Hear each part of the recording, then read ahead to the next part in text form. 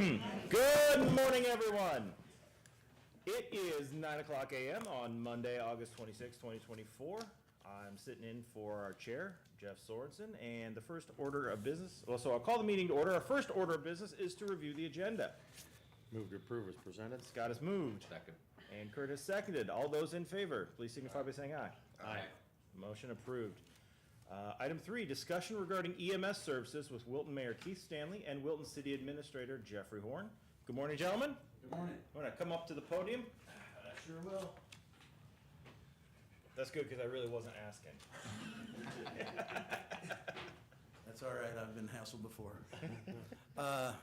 This is just something that we've started to think about in Wilton, because we're starting to see with Cedar County, did their EMS countywide with a surcharge on their county.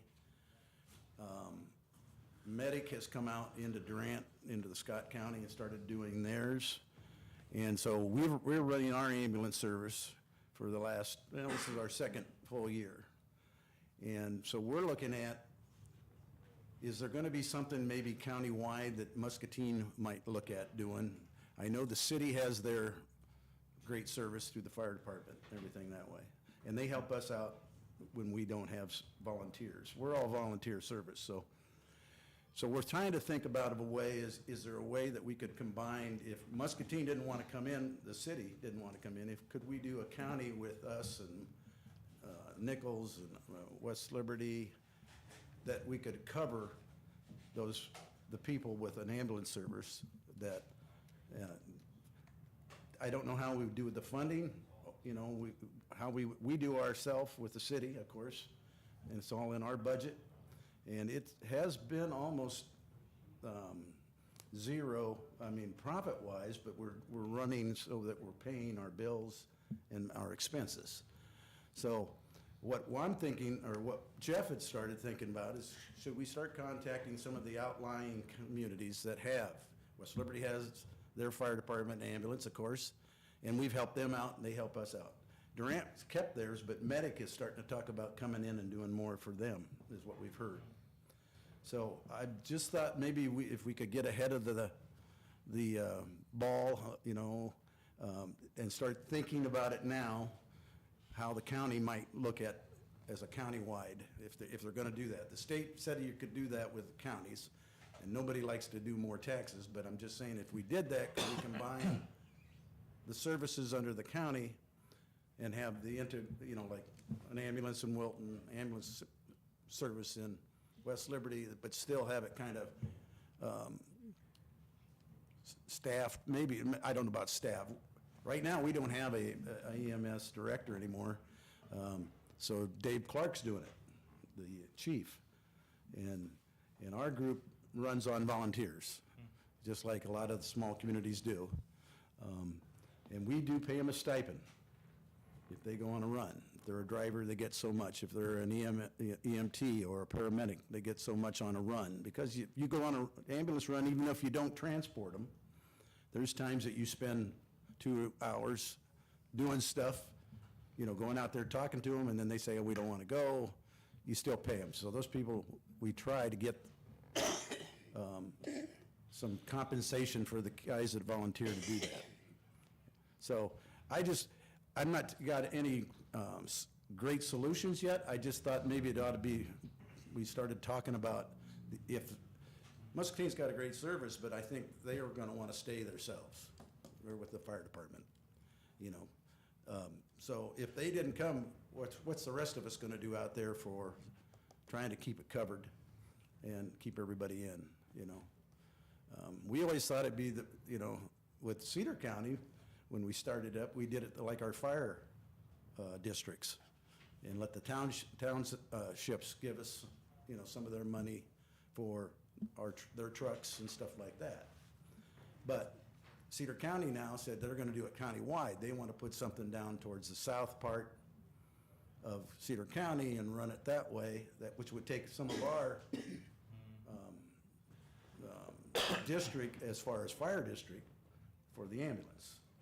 But the ambulance thing is just like fire. If you need them, you want the closest one and the quickest to get.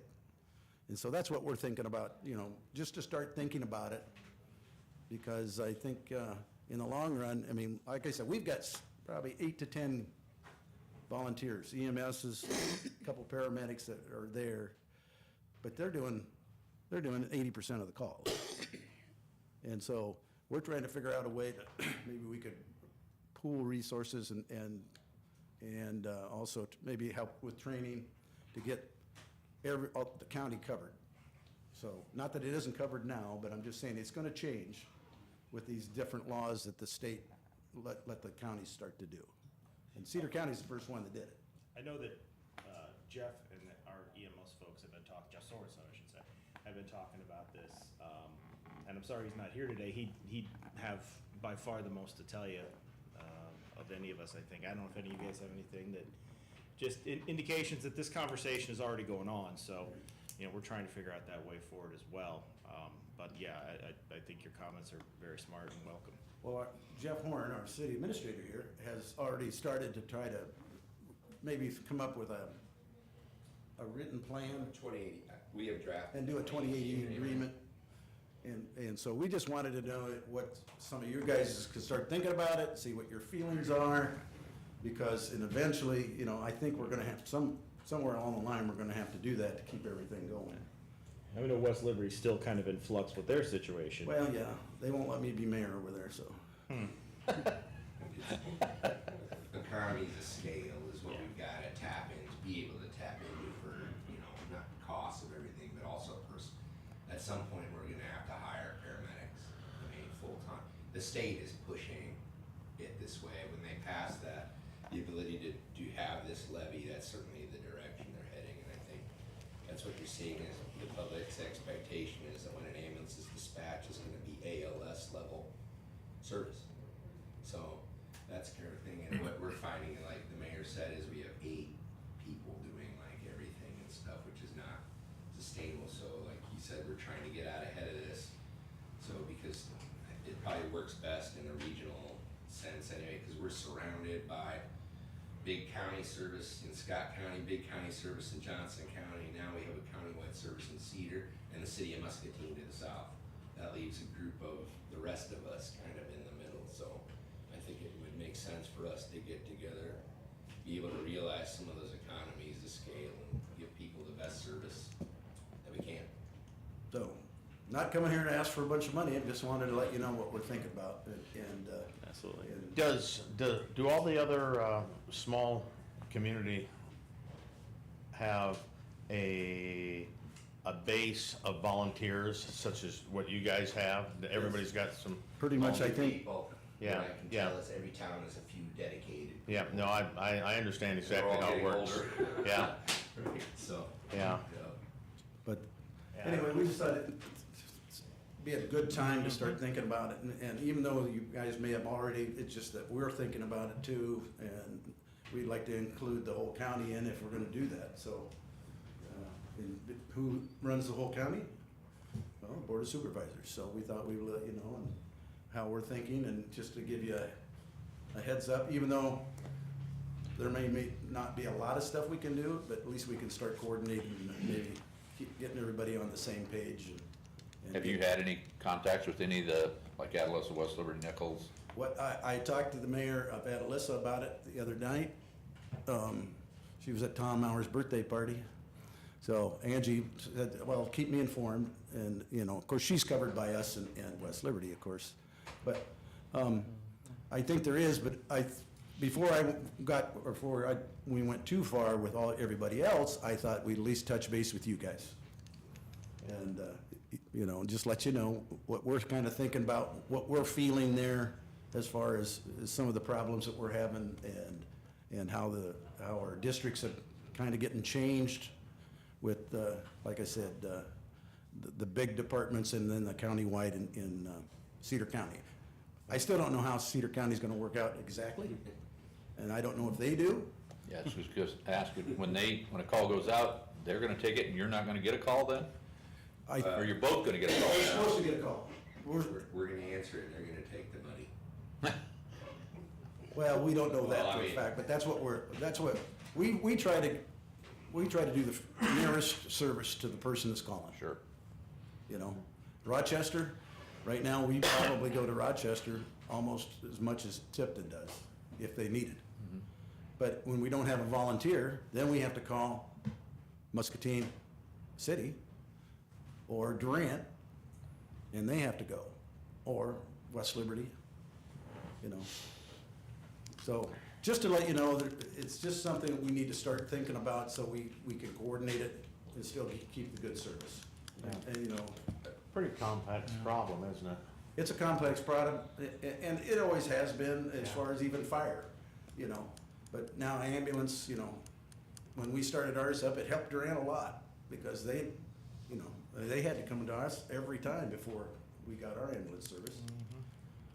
And one thing you'll find is your citizens really appreciate that you have that quicker service instead of waiting 15, 20 minutes. You know, For sure. and as, even though, as a dentist, I know that, you know, if you have a heart attack, the first 5 to 10 minutes is very critical if it's a severe heart attack, Right, whether they survive or not. So, anyway, okay. just to let you know, that's Right. what we're thinking about doing, and like, bring you guys into the loop so you aren't all of a sudden saying, well, what the hell's Wilton doing up there by themselves? Yeah. We're not trying to do it by ourselves. Okay. We're trying to think of everybody here in the whole area. Thank you, gentlemen. Thank you. Appreciate it. Thanks, guys. You bet, thank you guys. You wanna go? Yeah. You probably got stuff, I got I that. actually do have other stuff to do. Well, you hope you're paying him, right? Well, he's going up to the Door County after the meeting tonight. Oh, wow. Item number 4 Oh, is, yeah, I put it underneath the deal. oh, well, we'll give you a second to get it. Well, thank you. Yeah. In the meantime, item number 4 includes items with Muscatine County Historic Preservation Commission. I see Lynn Pruitt's here to speak. Lynn, welcome. What you got for us? Thanks, Nathan. Yeah, the Historic Preservation Commission, a year or two ago, did a survey of both Wilton and West Liberty historic districts, historic homes in those two cities. Wilton identified 2 or 3. They've actually gotten started in doing an intensive survey of those, and that project is being handled under their CLG, separate from our county one. So those are going on. West Liberty, those we want to get started doing an intensive survey with one of those potential historic districts, North Calhoun Street, and what that would take, what we're would like to go for is a CLG grant to fund this. The city of West Liberty has offered to cover the matching, cash match of $5,000. So we just need your permission to submit this for the CLG grant to cover the rest of the cost of that intensive survey. Great. So yeah, I should say, item A is discussion of possible action authorizing the Muscatine County Historic Preservation Commission to apply for that CLG grant for the survey of historic district in West Liberty. Do I have a motion? I'll move. All right, Danny's moved. Second. Scott is seconded. Is there any further discussion? Sounds like a great deal. All those in favor, please signify by saying aye. Aye. Aye. Opposed? Passes. Thank you. Anything else, Lynn? No, we're busy. We got a lot of things going, starting our fruit and vegetable survey, and primarily Richmond Township, but also covering Nichols, Conesville, and some other areas in the county, looking at what Hines did early on, and some of the other early farmers, truck farmers. It's a good history. We want to get into that. We finished up our transportation study of the county. I think the copy of that was presented to you folks recently. We got all the school, churches, and signs in place now, so that job is finished. We'll find something else to do. We'll carry on, sir. Thanks for your support. Thank you for coming in. Item 5 is items with Planning and Zoning Administrator Eric Furness. 5A is review a special use permit issued by the Muscatine County Board of Adjustment on Friday, August 9th, 2024. Good morning, Eric. Morning. So yeah, this is a special use permit, so it's just for your review.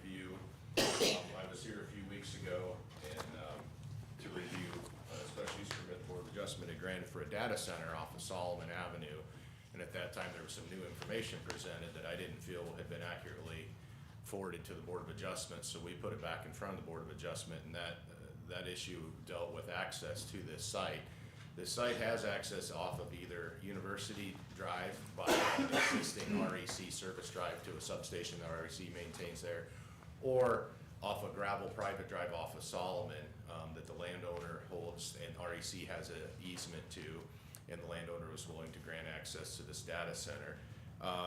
When I started to review it with you folks a few weeks ago, they indicated that their primary preference would be to use the access off of Solomon because the access right off University was very, very narrow and goes past some guy wires and gets very close to the fence. So Board of Adjustment reviewed this request, considering the Solomon private drive easement as the primary access point, and did approve it based on that. We discussed the understanding that Solomon Avenue is a gravel road, and that during certain snow emergencies, they should not expect that it's going to be have snow removal like a county highway or paved road, and they understood that, and they have an agreement with REC that in case of an emergency, they can also utilize the University Drive access to the data center. Again, this isn't something that there's a lot of commerce going on, customers, there's no customers coming to it. It's just one employee a day, one or two employees coming and checking all the equipment at the data center, so. So there won't be someone like permanently stationed there working? It sounds like there'll be an employee or two there every day, but there's no public going in. It's just pods filled with computer equipment. Well, and the one question I had, and I appreciate the board looking at this again, I noticed porta potty is the only water use that's gonna be. Is that allowed, and I don't know if it is or not, to have like a full-time employee and all they have is a porta potty? That'll have to be addressed when they submit their site plan and their Okay. building permit, depending on the type of actual facility. If it's designed, and these things are very new, we've not had to deal with any of these before.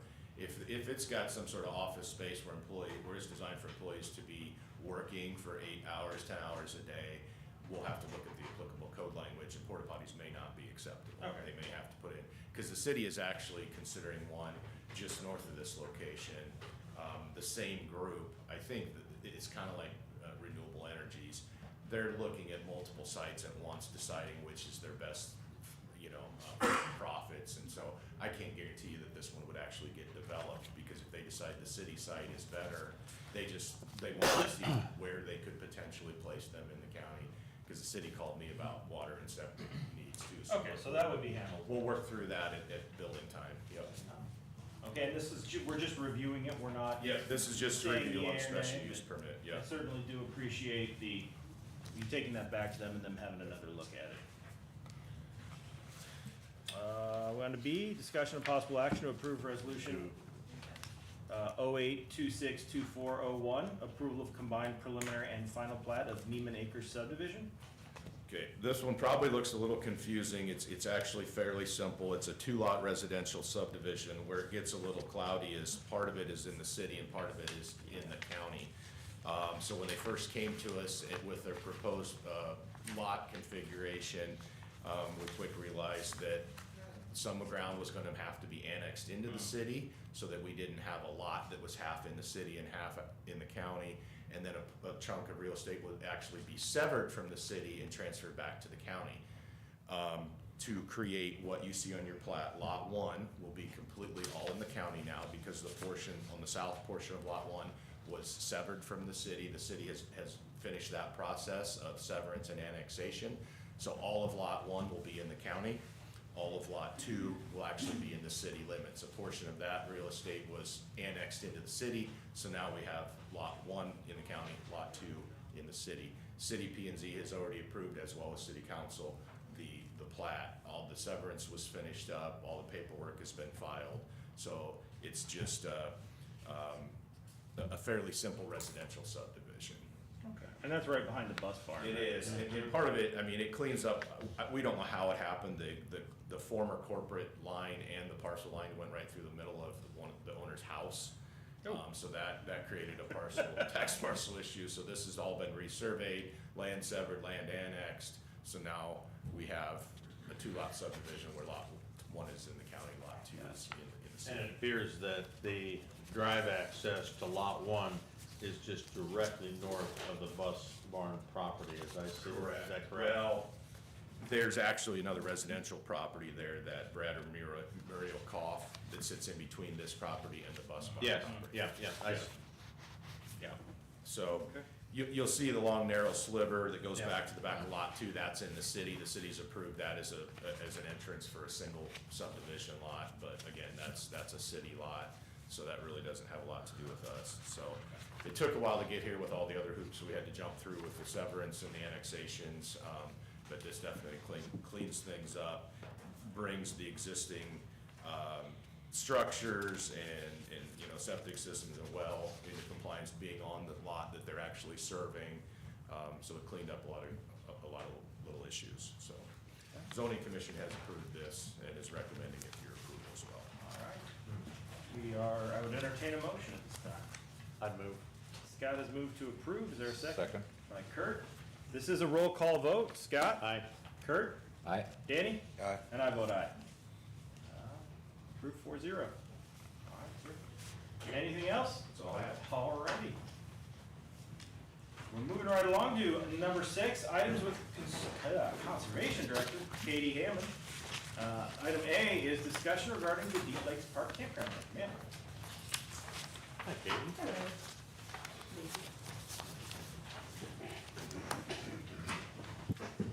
All right, welcome everybody. Thank you for having me today. So as you know, the Conservation Board's been working towards a campground at Deep Lakes Park, and the original ARPA funding was approved for running city sewer and water down to the park. After a lot of work and cost estimates and stuff, that is gonna be a lot more expensive than what we have funding to do, and pose some other issues with where it's gonna go and things like that. And so we have been meeting and we have gone back through and discussed the idea of, instead of doing that, which would be preferred if we could afford it, to put in a well and a holding tank for septic. And so we have an updated cost list. If you look at the sheet that I gave you, we kind of went through and did sort of an à la carte in the first column. You'll see the middle column says chosen, so that is the actual, what the board agreed to and voted on in a meeting.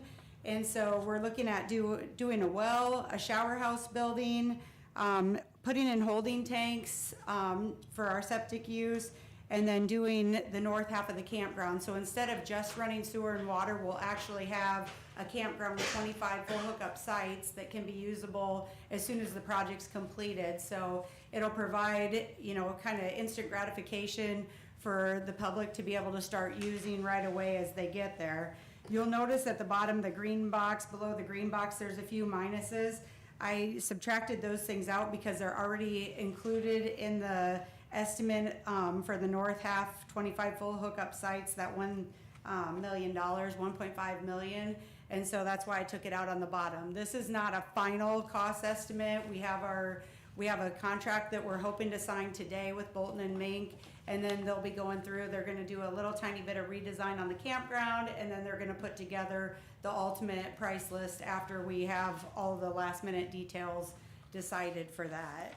And so, one thing we wanted to do is give you the updated cost opinion. If you look at the second page, you will see a map. That's the north part of Deep Lakes there.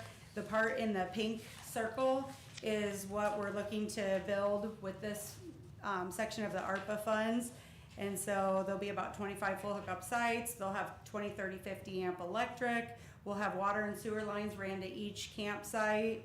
We'll have a shower house, a well, the holding tanks. We're probably gonna have to sign an agreement to pump the holding tanks.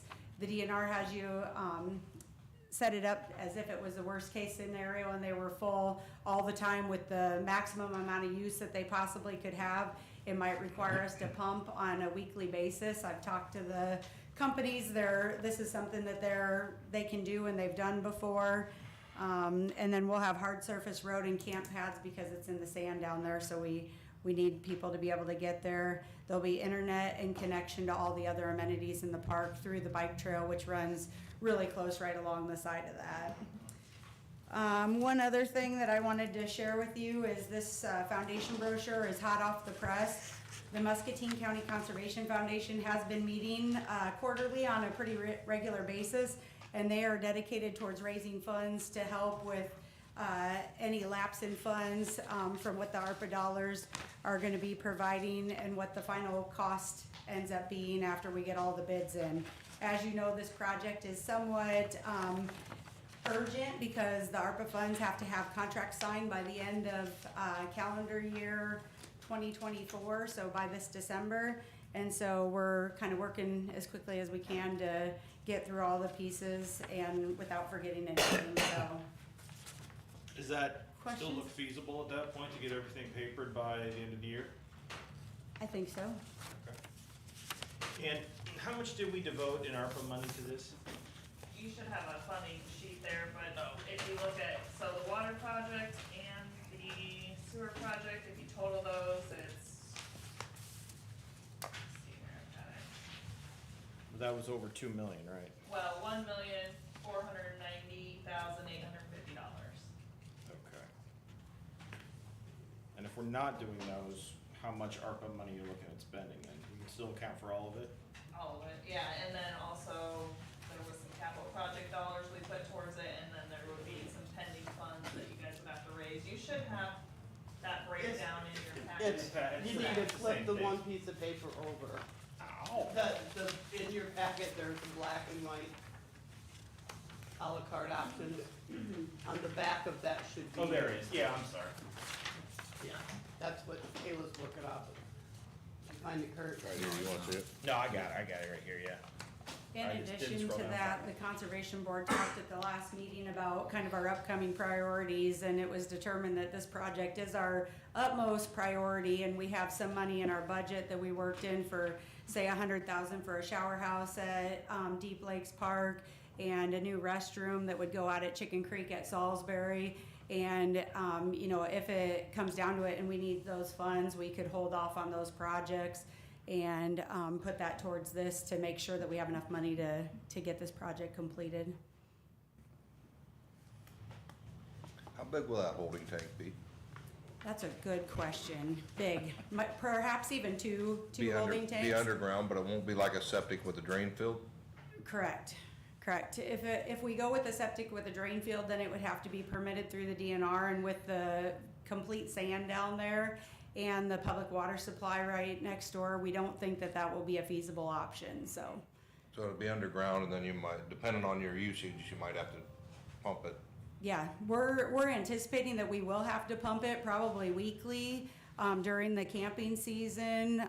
You know, maybe just have a standard setup where we have the contract with the company to come in and pump 2,000 or 4,000 gallons or 6,000. I think there was discussion about a 20 or a 30,000 gallon holding tank, so it'll be pretty substantial. You don't want it to run over. No, I wouldn't think so. No, that would be bad. Okay. I'll move. All right, we've got a motion to, well, and that's 6B, to approve this resolution by Danny. Is there a second? I'll second. Okay, is there any further discussion? This is, I do believe, a roll call vote, and so, Danny, Aye. Scott, Aye. Kurt, Aye. and I vote aye. All right, motion passes. Thank you Thank very you. much. Anything else? I have some stuff for later. I can wait, so. Okay. All right, moving on to item number 7, we have action to accept republication for the Muscatine County Treasurer's semi-annual report for January 1, 2024 to June 30, 2024. I'll move. Danny's moved. Second. Curtis seconded. All those in favor, please signify by saying aye.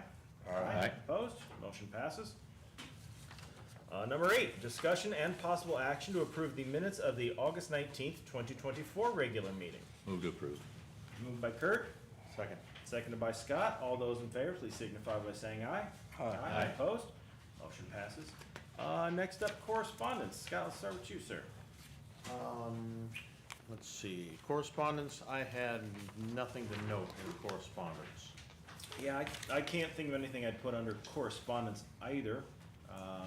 Danny? I had a call from Ann Brumback.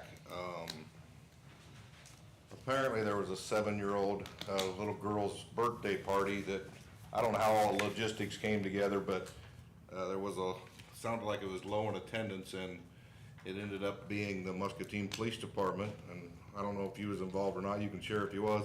The sheriff department and the fire department showed up to this, little gal's birthday party, and looked like she had a heck of a time, so I just wanted to give kudos out to those organizations for making that happen. And then I had a call from Steve Crackley, again asking if we had got any new information on those potential flashing stop signs at Moscow Road and Highway 6. I shared with him, we got that highway safety meeting coming up, I think in October, if I remember right, and maybe that stuff will be discussed there. Sure. Yeah, I had a call concerning blowing grass on roadways in the county, and I did not have an answer for them, so I got hold of both Jim and Brian, and they say we do not have any resolutions or ordinances concerning blowing grass. It's not our grass, is it? It's somebody else's grass? Yeah, it's a right away blowing it on, and so they, and you've probably seen, you know, on TV and stuff about, you know, motorcycles riding on that and stuff, and that's what he was concerned about. Yeah, I suppose for better, for worse, we don't have a law for everything. Yeah, that's probably true. Danny, any committees? Oh, yes. 8/21, there was a full board meeting for Mississippi Valley Workforce Development. And then on the 23rd, there was that Housing Committee strategy session with Dr. Jerry Anthony from the U of I that you and I attended. And maybe you can share some information on that when we get there, Yeah. if you'd like. Sure. So, yeah, like Danny said, I attended that. Before I address that, on the Wednesday last week, which would have been, till 21st, there was a meeting with the new board members that we appointed to the Veterans Affairs Commission. One of them was the gentleman Keith Ormsby, who was honored with the Purple Heart ceremony over July 4th. And by all accounts, I was not able to attend. I bogged down in trial preparation, but by all accounts, it was a very productive meeting, and we're very excited about these new commissioners joining. Yeah, that housing, I thought it was a very interesting, it was about, 3.5 hours long. Yeah, it was quite a meeting. It was very focused. We had a professor from, I think it was the University of Iowa, kind of address, the background of Muscatine County housing, where we are. Talked about the housing study that we commissioned and some of their solutions, and offered some other additional potential solutions, all of which I think have varying levels of promise. The main obstacle with any kind of solution is we need money for them. But, we solve that problem, the sky's the limit, I think. Yes, But, essentially that meeting led into 5 or 6 different potential action plans to help move housing in the area, maybe in a quicker pace. And like Nathan mentioned, the biggest part would be funding, and there's some. Yeah. I think the one goal we did kind of arrive at, although it's still very much not clear how we're gonna get there, but is setting a goal in the next 10 years to produce 3,000 new or rehab units of housing in the county. And that's a reach goal, for sure. I mean, that's gonna be 300 on average a year, and we talked about various ways to get there, but that's what we're shooting for. Scott, do you have anything? Yeah, on Monday the 19th, had Conservation Board, and the majority of the conversation is exactly what Katie presented to the board a few minutes ago. Wednesday the 21st, I had Riverbend Transit, and that's all I had. All righty. Item number 11, items with the administration office. Nancy, I see that the first one is discussion and possible action authorizing the chair to execute a methamphetamine drug hotspots grant program contract, increasing the amount $4,000 and extending the contract to September 30th, 2024. Is that you or the sheriff or some from your office want to discuss that? Do we need to discuss it? We originally got, the drug task force got $8,000, and the state came back, said they had some more funding, and they were gonna offer $4,000 more and extend it till September. He's a This is poke in the just eye. Signing off on that. All right. Do I have a motion? So moved. I'm gonna go Kurt and then And I'll second. Scott seconded. All those in favor? Aye. Opposed? Motion passes. 11B, action to accept August 2024 payroll claims. So moved. Moved by Scott, Second. second by Kurt. All those in favor? Aye. Aye. Opposed? Motion passes. Anything else, Nancy? I don't have anything else. Okay, item 12, any county employees wishing to comment? Oh, we got a couple. We'll take Brian first. I got up here first. I wanted to give a quick personnel update and then also a project update. Personnel update on our maintenance side of the house. Last week, we did receive an employee that put in their 2 weeks, which we're sad to see him go. That'll put us up to 3 open positions in the last month, about the last month. What are the positions we're looking at, Brian? Do we need to? Highway maintenance worker. Okay. So that's kind of our, it is the majority of our staff. It's anything from hauling rock to pushing snow to patching, working on culverts, so. Great. Quite utility players. So there's 3 now open. It's a bit concerning looking at winter time approaching, having 3 rookie guys. Yeah, I just wanted to bring that to your attention. I'll keep you updated as the situation progresses, so. Project update, our Moscow Road paving project. We had to do some culvert work, some slip lining. That got completed last week. They also came in and Nats did and started milling out bridge approaches. So before actual paving starts with a paving machine, they're going to do all the bridge approaches first. So put down new pavement. So this week, that's what they'll start working on. So we're excited to see that moving forward. Our seal coat project, we're about 50% done. They'll work today and tomorrow as long as the heat doesn't get too hot on them, and hopefully they'll be all wrapped up. Our Vale Ave, our patching project, we're really hopeful that it can get finished up this week.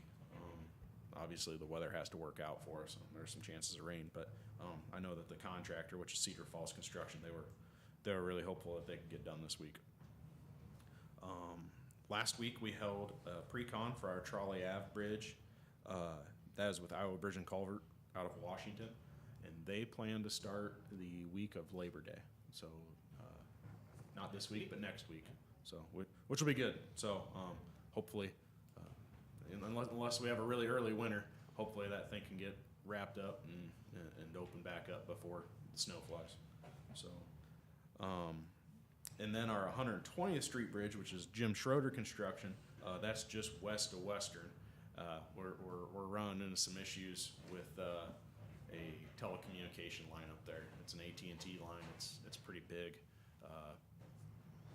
For some reason, whether the ball got dropped or too many assumptions were made,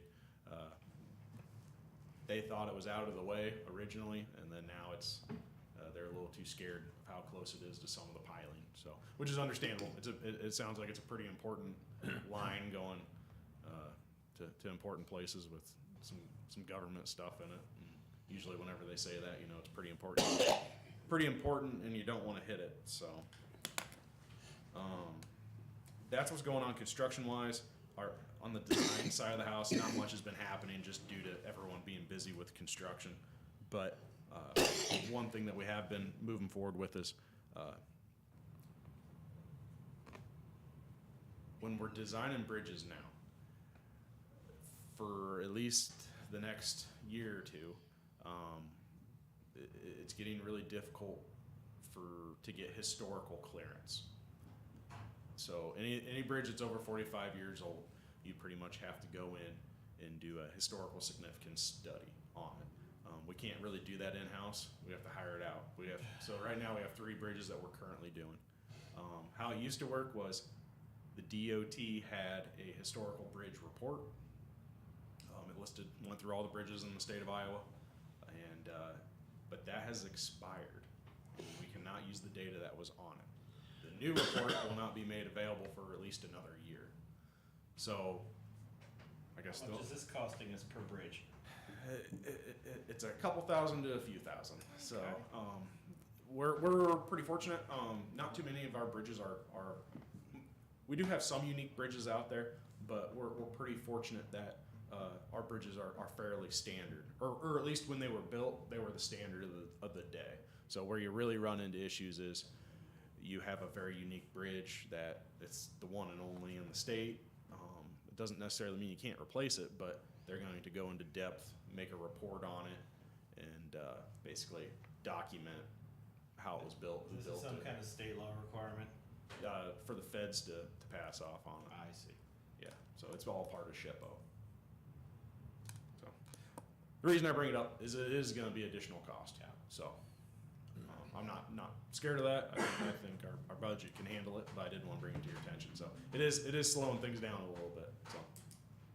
That's what I had for an update, barring any questions, so. Thank you. Tybee, I know you were gunning, County Auditor Tybee Vander Linden.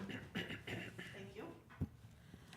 I just want to make an election notice announcement that starting tomorrow on August 27th is the first day that we can accept absentee ballot request forms. We'll be accepting them from August 27th to October 21st. That is if you want your ballot mailed to you. The first day that we can mail ballots is October 16th. So if you do get your notice in early, just note on your calendar that we will wait till October 16th, the first legal day, to be able to mail those. There is a notice on our website with important dates and our extended office hours leading up to the general election.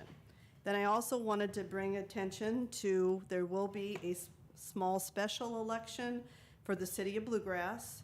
It's for the city council to fill a vacancy, and that will be held by Scott County. They are the control county for Bluegrass City. We have less than 125 registered voters in that district, so they will hold the election, which is one polling location. That will be at the Bluegrass Public Safety Building. That location will be open on September 10th for the hours 7 a.m. to 8 p.m. And their notice of their election is also on our county website, as well as the sample ballot for that election. Thank you. Thanks, Debbie. Anyone else? Yeah, Katie, you said you had some other stuff for us?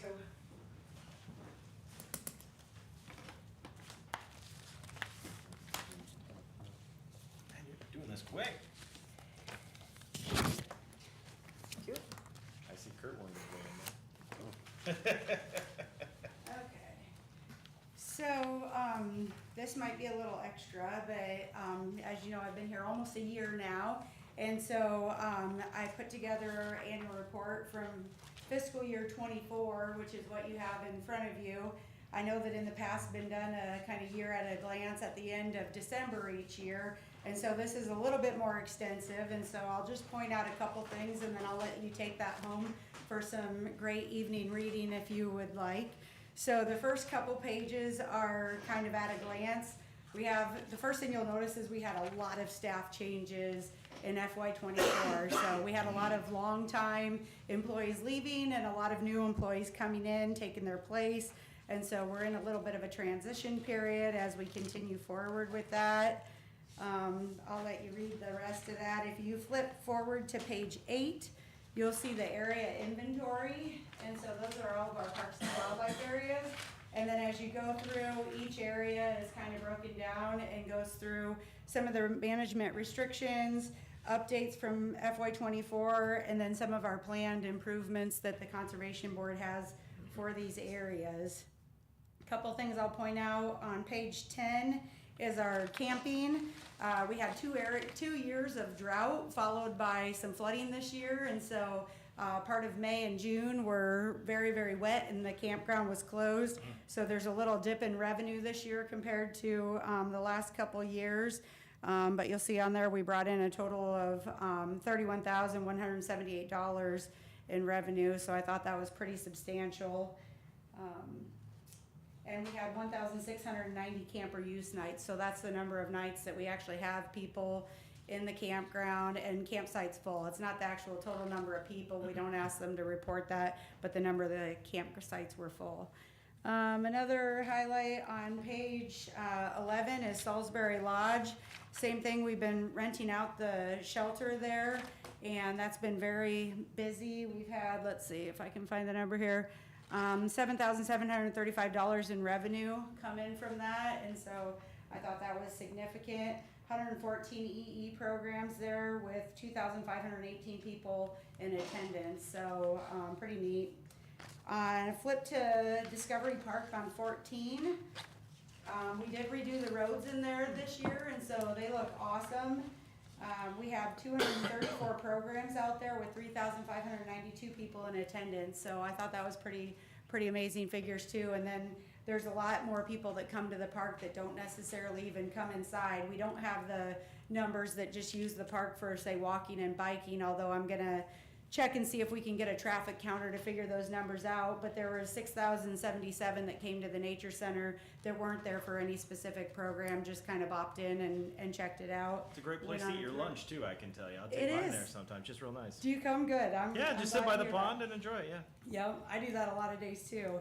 And then I also have marked here, the Deep Lakes Park cabins have been very popular too. We had 153 rentals, 42,000 in rental fees. And so look into the future, our ultimate master plan there is including a campground at Deep Lakes, which we already talked about, and the potential for more cabins. And so we're just kind of excited about that. We like the fact that we're able to bring in this extra revenue to the county to help provide updates to this infrastructure and provide places for people of, all walks of life. We anticipate the campground's gonna be full with people coming for soccer tournaments or, anything else that might be going on in the county, so. Feel free to take a glance through there. I'll also mention page 27 and 28. Those go through, like the project plan for FY '25 and then some of our other top priorities. And so, we've got those kind of outlined, that we always have a goal that we're working towards for the future. And then we have our financials on the very last 2 pages, so, enjoy the reading. And, if you have any questions, please feel free to let me know. So, Thank you. Katie, that looks like a terrific report, thank you so much. Thank you, thank you. That's a nice overview you've done. Yeah. Anyone else? All right, then we will move on to receiving comments from the public. Going once, going twice, no sale. All right, we are now in line for a non-public session pursuant to chapter 20.17.3 to discuss strategy and union negotiations. Are we ready to go, or do we need a little break? I'm good. I think we're ready, aren't we? All right, then I would entertain a motion to go into closed session. I would move into go into closed session. All right, Scott, and then Kurt with the second. This is a roll call vote. Scott? Aye. Kurt? Aye. Danny? All right. And I vote aye. We are now in closed session to discuss strategy